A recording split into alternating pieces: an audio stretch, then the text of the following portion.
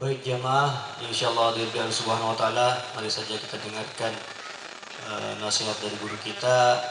Mohon untuk disimak, silakan mulut yang ganjang tapi kupingnya dengerin ya, insyaallah. Pada guru kita Al-Mukarram Bapak Ki Haji Ali Mustafa Imam Hafid mohon menyampaikan muzawasananya. Sallu ala Muhammad.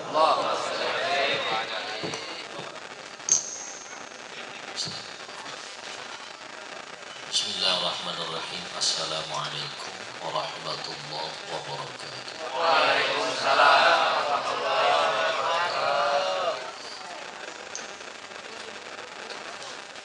Innal hamdalillah wassalatu wassalamu ala man la nabiyya ba'da sayyidina Muhammad ibn Abdillah wa ala alihi wa sahbihi wa mawala la hawla wa la quwwata illa billah amma ba'd. Yaqulullahu ta'ala fi kitabihil mubin wa huwa asdaqul qailin. A'udzu billahi minasyaitonir rajim. Bismillahirrahmanirrahim.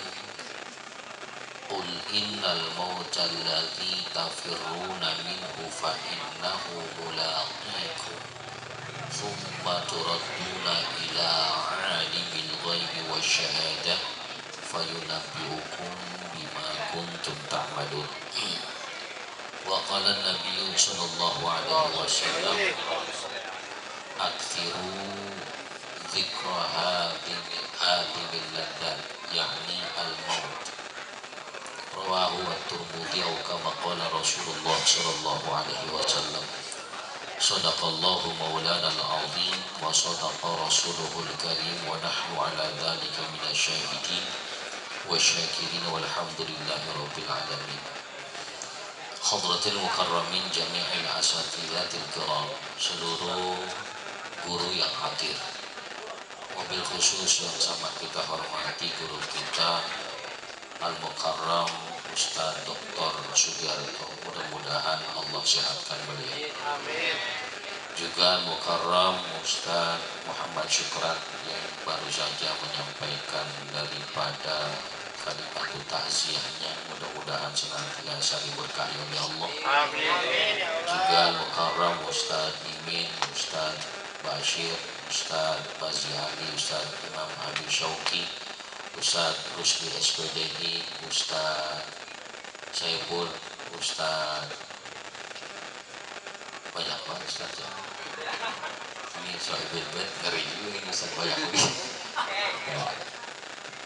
Ustaz yang lainnya mohon maaf saya tidak sebutin satu persatu, namun insya Allah tidak mengurangi rasa ta'zim dan hormat saya kepada para guru sekalian. Kita doakan seluruh guru kita disehatkan badannya, dipanjangin umurnya, dibanyakin acaranya. Gak pulang-pulang di rumah. Seluruh jamaah yang hadir, jauh dekat semuanya, mudah-mudahan langkah kakinya mendapatkan ridha dan pahala yang berlipat ganda dari Allah.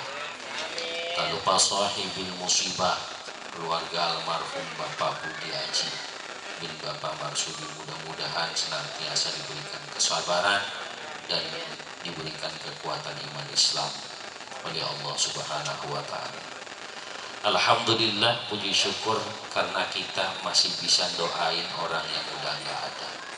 Salawat salam semoga tercurah limpahkan kehadiran baginda Nabi Sayyidina Muhammad sallallahu alaihi wasallam. Mudah-mudahan kita jadi umat yang kelak mendapatkan syafaatnya fi yaumil akhir nanti. Amin ya rabbal alamin. Hadirin yang dirahmati Allah, betul tadi diingatkan kepada kita tentang bagaimana Nabi sampaikan yang tadi diingatkan oleh guru kita. Kafa bil mauti wa'il. Cukuplah kematian itu sebagai nasihat, pesan penting buat kita. WA yang Allah kirim kepada kita, SMS yang Allah berikan kepada kita. Di antara tanda hadirin, ya di antara tanda, meski kadang mati itu gak pakai tanda. Di antara tanda misalnya semakin pandangan kabur, semakin daya ingat berkurang, semakin kulit mengeriput, semakin kembang jambu jatuh di pala, mubanan. Nah ini hadirin yang dirahmati Allah subhanahu wa ta'ala, itu sebagai tanda. Namun banyak pula kematian itu nggak pakai ditanda-tandain. Yang sorenya masih ngobrol sama kita, malamnya udah ada berita tentang kematian. Malam masih main cekik-cekian, pagi udah dicekek-cekek. Ya. Itu hadirin rahmati Allah nggak pakai tanda. Malam masih stuck, kuda lu gua makan, gara-gara kuda dimakan pagi mampus. Ya nih hadirin, orang makan kuda. Jadi hadirin yang dirahmati Allah, itu ada kematian yang pakai tanda zahir, ada kematian yang nggak usah pakai tanda. Apa pentingnya? Kematian itu dirahasiakan oleh Allah. Pentingnya supaya kita ini dalam kondisi apapun selalu mengedepankan ketakwaan kita kepada Allah. Harus terus menyimpan keimanan dalam hati kita dan harus terus memegang teguh keislaman. Bahkan tiap Jumat tuh khatib selalu mengingatkan, wala tamutunna illa wa antum muslimun. Apalah pakai? Jangan pas khutbah tidur. Illa wa antum muslimun. Wala tamutunna, jangan sekali-kali kalian mati illa kecuali wa antum muslimun, dalam keadaan muslim, dalam keadaan berserah diri kepada Allah, dalam keadaan beriman, dalam keadaan takwa kepada Allah subhanahu wa ta'ala. Bahkan khatib pun selalu ngingetin seluruh jamaah atau hadirin jamaah salat Jumat yang dirahmati Allah, mari bersama-sama kita meningkatkan ketakwaan kita kepada Allah. Khatib nggak nyampein takwa, nggak sah khutbahnya. Artinya apa? Pentingnya kita punya bekal itu untuk menghadap kepada Allah. Hadirin, Luqman Al-Hakim pernah berpesan, ya bunai, wahai anakku, innan nasa thalathatu athlat, manusia itu terbagi kepada 3. Thuluthun, sepertiga pertama itu lillah, untuk Allah. Wa thuluthun, sepertiga selanjutnya itu linafsih, untuk dirinya. Wa thuluthun, dan sepertiga terakhir itu lidudi, untuk belatung yang ada di kuburnya. Fa amma ma huwa lillah, adapun yang diberikan kepada Allah, faruhuh, adalah ruhnya. Wa amma ma huwa li nafsih fa amaluh, dan yang diberikan untuk dirinya itu adalah amal perbuatannya. Wa amma ma huwa lidud, dan yang diberikan untuk belatung di kuburnya itu adalah fajismuhu, tubuhnya. Jadi hadirin yang dirahmati Allah, kita harus pintar membagi 3 ini dengan baik. Ya, jangan kebanyakan porsi untuk jisemnya, badannya jangan. Jangan terlalu banyak sementara amalnya dibanyakin, tubuhnya juga enggak boleh. Maka ketiganya ini hadir rahmati Allah subhanahu wa ta'ala, usahakan balance, usahakan itu imbang. Syukur-syukur lebih banyak diempanin rohnya, syukur-syukur lebih banyak dibuat amal perbuatannya. Ini sering saya sampaikan. Pertama, roh. Proses roh itu kan ketika Allah tiupkan wa nafakha fihi min ruhi. Ya, saat seseorang alaqah mudghah, kemudian nutfah alaqah mudghah 40 baru kemudian ditiupkan roh ke dalam. Nah, hadirnya dirahmati Allah subhanahu wa ta'ala, roh yang ditiupkan oleh Allah ke dalam jasad kita yang sudah diberikan oleh Allah subhanahu wa ta'ala, ini akan terus ada sampai kemudian kita dilahirkan. Dari sejak dalam kandungan perut ibu kita kemudian dilahirkan. Nah, ini adalah rahmat Allah subhanahu wa ta'ala. Kita hari ini bisa bergerak karena Allah masih satukan jasad kita dengan roh kita. Hadirin yang dirahmati Allah subhanahu wa ta'ala, roh akan terus ada, nggak berubah. Yang jadi tua jasad kita, yang tadinya kecil menjadi besar itu jasad kita. Roh ini bisa menjadi kuat atau tidak tergantung kita, bukan tergantung jasad, tergantung amal.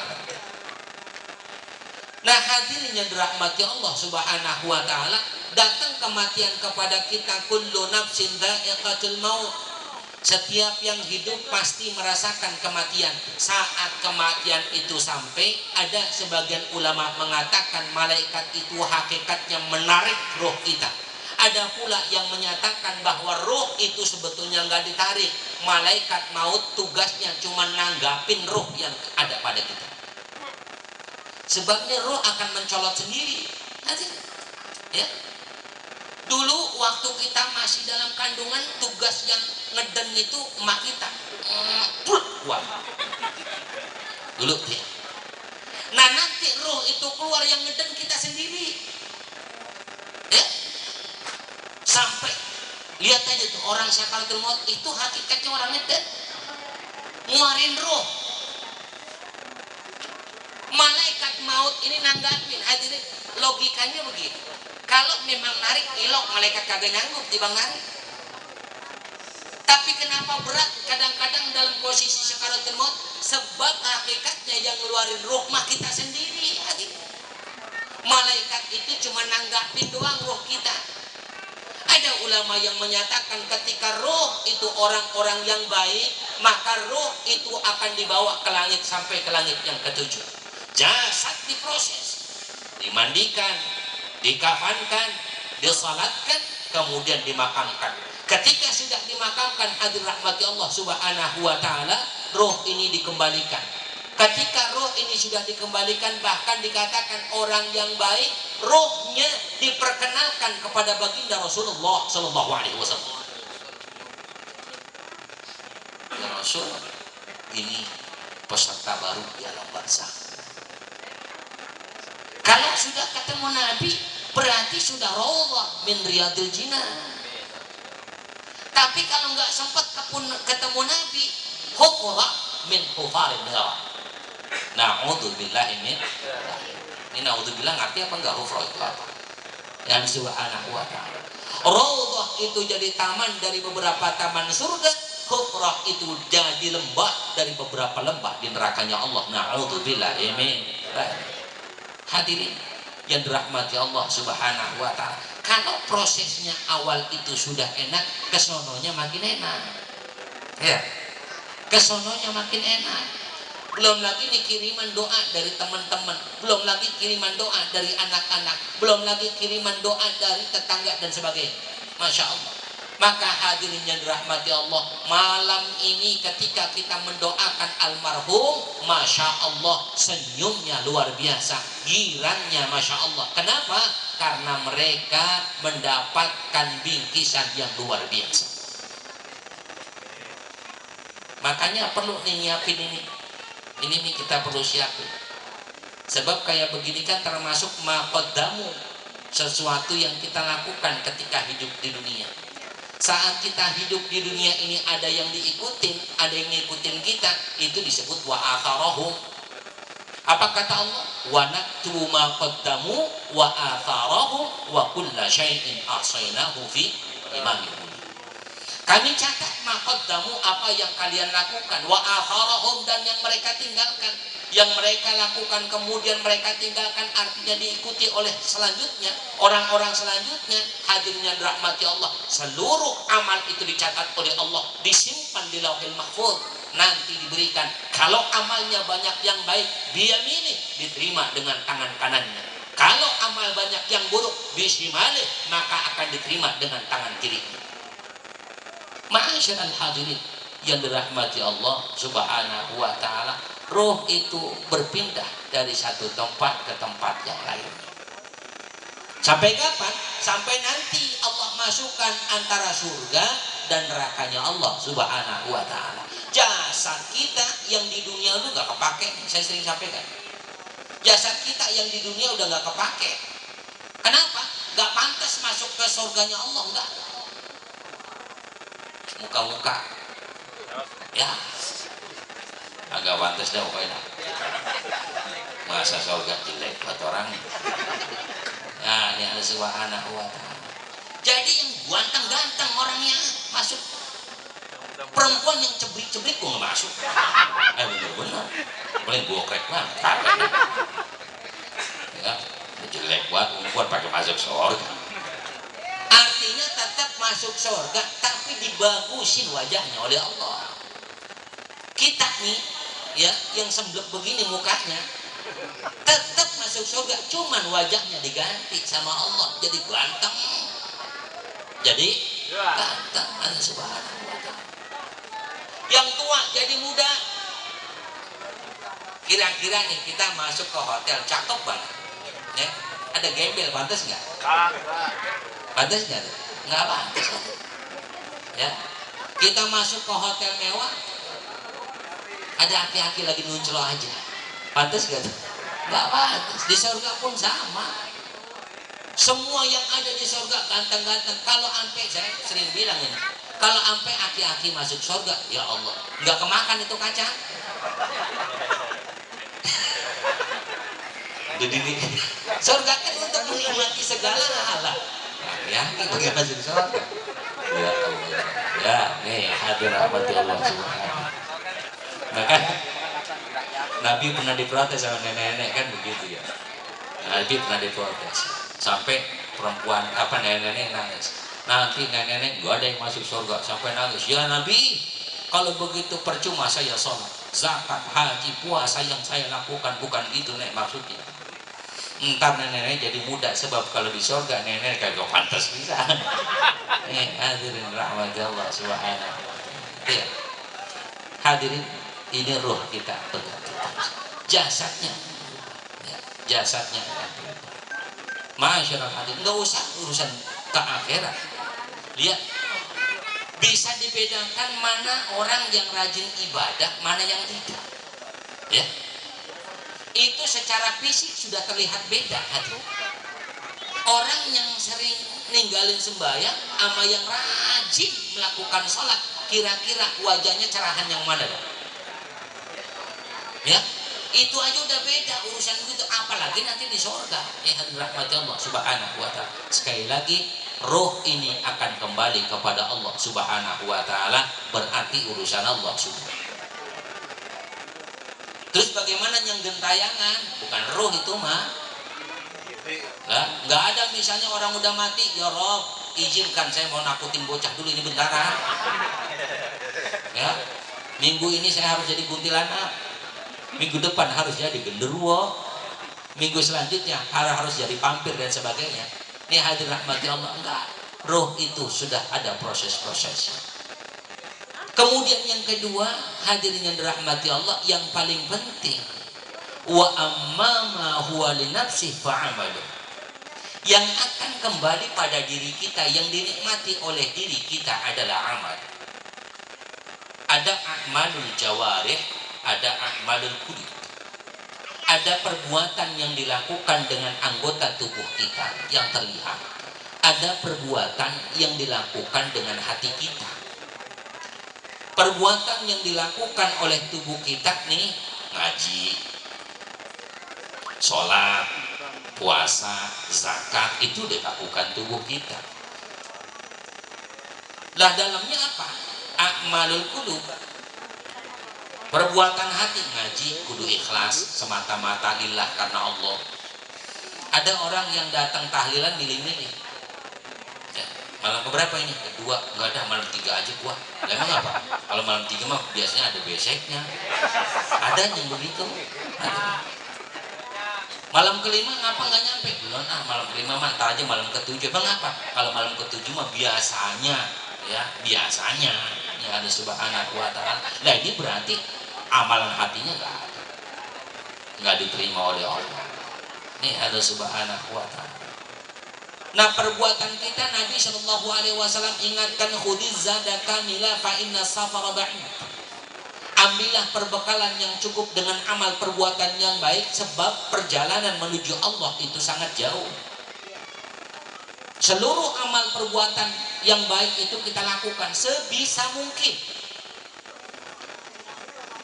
Terus bagaimana kalau saya nggak bisa baca Quran, berarti saya nggak bisa masuk surga? Bisa, cuman surganya di pojokan. Ayah, ya, daripada di luar. Karena la yukallifullahu nafsan illa wus'aha. Jadi nggak mesti misalnya yang kiai doang masuk surga, enggak. Ustadz doang masuk surga, belum tentu. Bisa jadi ternyata jamaah yang masuk surga, lah Ustadz pada neraka mulu. Ya kan bisa saja. Sebab kata Nabi begini, Ustadz sholat tahajud biasa, iya enggak? Tapi orang biasa sholat tahajud luar biasa. Orang biasa berbuat dosa, orang biasa namanya. Ustadz berbuat dosa luar.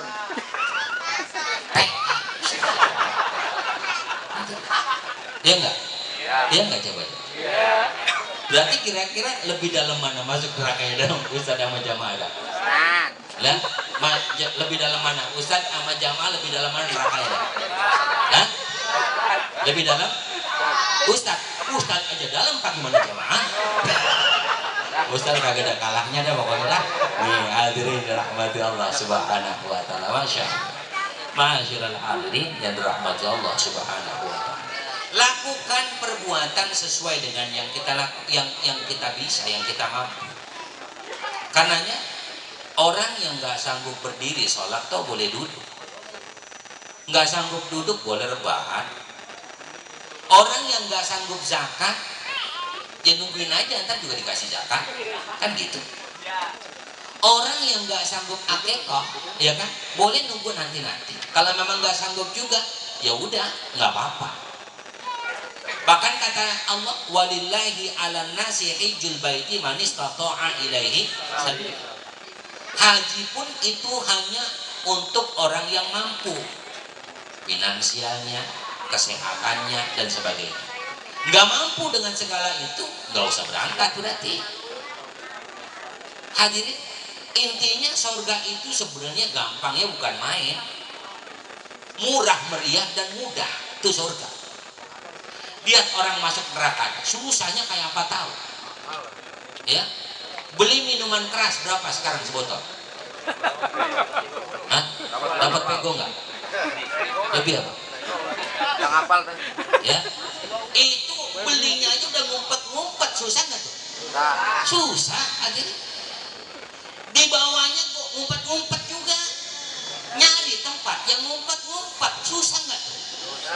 Masuk neraka sesusah itu masih mau orang. Diminum palak puyeng, ya nggak? Pulang sempoyongan.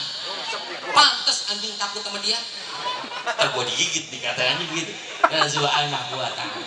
Itu urusan mau masuk neraka susahnya kayak begitu. Ada subhanahu wa ta'ala. Lihat orang main gaple, pakai modal nggak?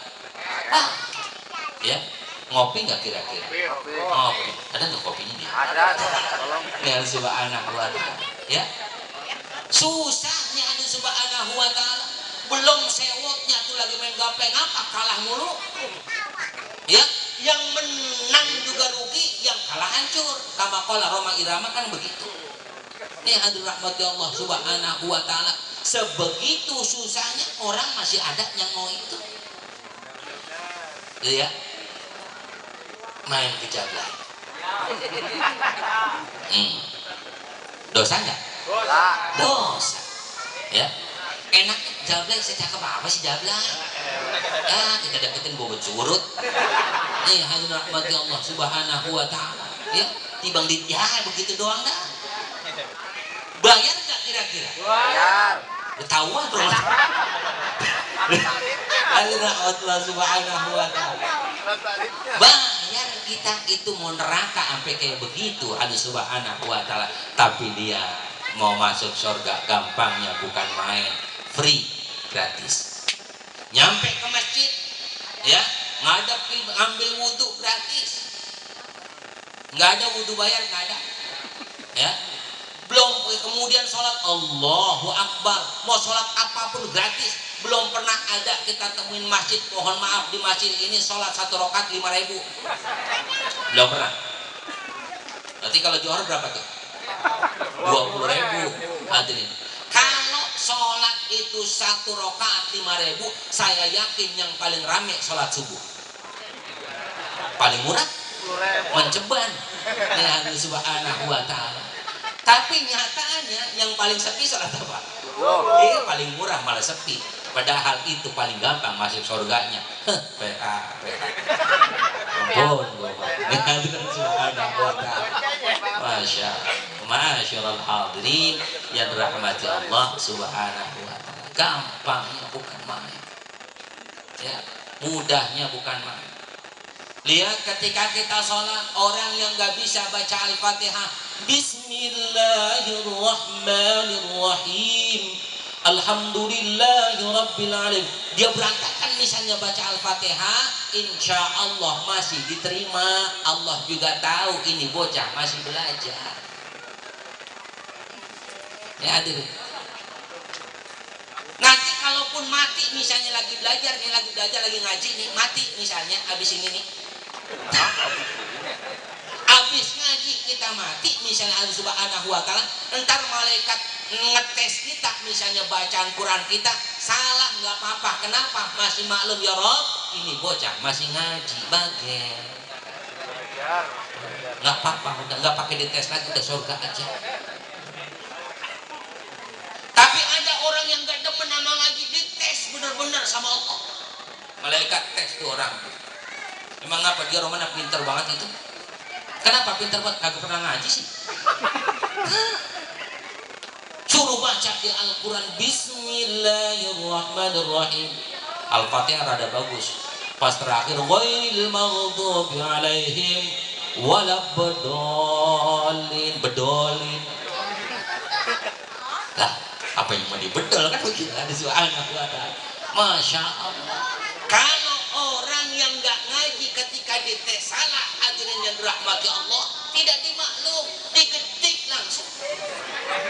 Benar-benar ini ya, diketik di orang nih hadirin subhanahu wa ta'ala. Tapi kalau orang masih mau ngaji, masih maklum, nggak apa-apa, dia masih ngaji waktu hidup baru iqra'atu. Lah emang ngajinya dari kapan dia?